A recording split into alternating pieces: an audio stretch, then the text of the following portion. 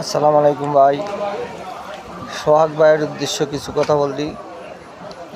যে সমস্ত ভাইয়েরা সোহাগ ভাইয়েরে নির্মমভাবে হত্যা করেছেন টাকার জন্য, নাইলে জায়গার জন্য, সম্পদের জন্য, নাইলে সে ভুল করছে, তার জন্য ব্যবস্থাপনা ছিল, তার জন্য আইন আছে লোক, প্রশাসন আছে লোক, যে সে এই ধরনের ভুল করছে, এই কারণে তারে আইন প্রশাসনে হাতে দেওয়া যাইতো।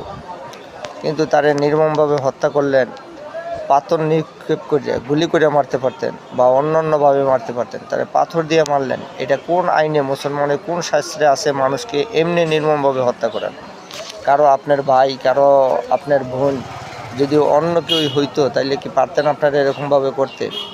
তাইলে এখন দেখা যাইতেছে যে সোনার টুকরা যেই ছেলে মেয়ে তার আছে, ওয়াইফ আছে, তাদেরকে বিধবা করলেন। বাংলাদেশের মধ্যে কঠিন বিচার না থাকার কারণেই এই ধরনের কাজ কইরা মানুষের রেহাই পায়।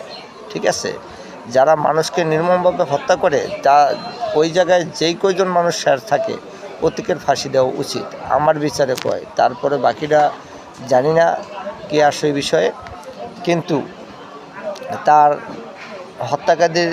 তার হত্যাকারীদেরকে কঠিনভাবে শাস্তি করুক প্রশাসন সবাই মিলে, আইন প্রশাসন সবাই মিলে।